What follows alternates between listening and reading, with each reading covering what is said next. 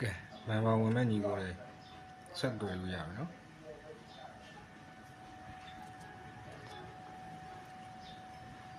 ဝင်မဲ့ညီကိုလည်းဆက်တွေ့လို့ရပြီလို့အေးကို1 2တဲ့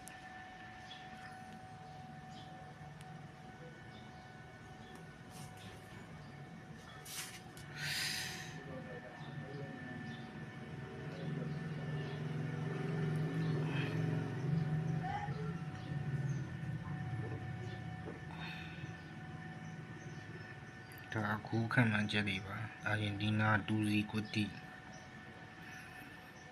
ပြင်သစ်2-0နော်ဝေးကူခံမှန်းမှားတယ် AGM မှန်တယ်